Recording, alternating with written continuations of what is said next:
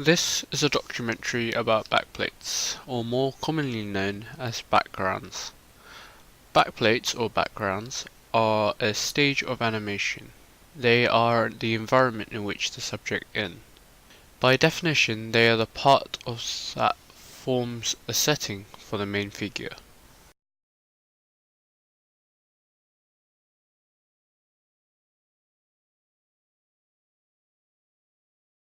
You can argue about when people started doing background art in animation, but the first notable piece was in 1930.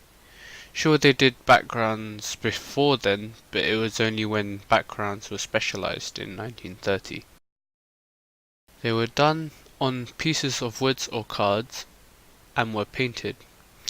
This way the animators could use transparent paper over them to create the animation, where the background would stay the same. Since background pieces were done once, they were incredibly detailed and were painted with many tones.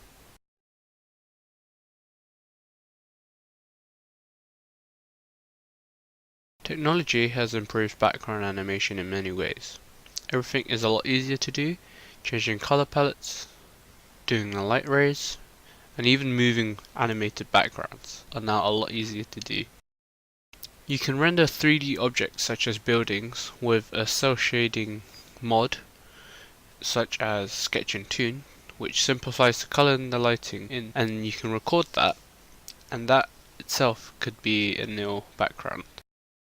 Using a 3D rendered version, you can actually change camera angles, which help a lot because you can keep the model exactly the same and just animate the camera angles.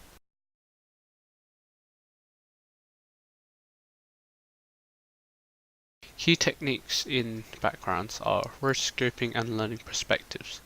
These two interlink as rotoscoping will already allow you to use the perspective form in a video or an image.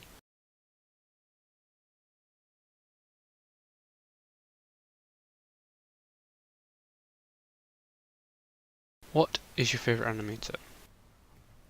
Favorite animators.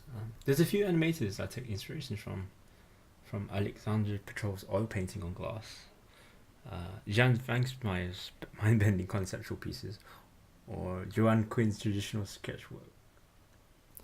But it has to be Ryan Woodward.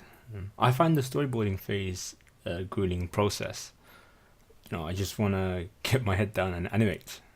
But Ryan Woodward's storyboard work makes me forget all that and captivates me, almost like guiding me through the comic. His personal animation work, Thought of You, was a piece that left a huge impression on me when I was starting off in college. How does one capture movement so well, I asked myself.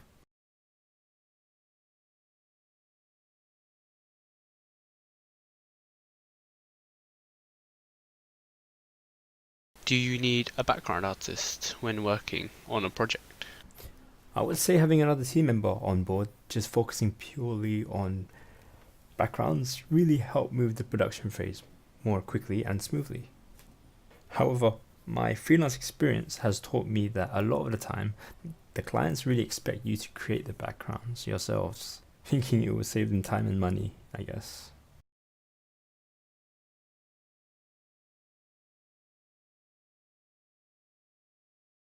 What is your favorite technique? I have to say the cell shaded technique is one of my favorite techniques I like to implement into my work, especially the movement of the midtones and shading of the animation that goes on within the characters themselves.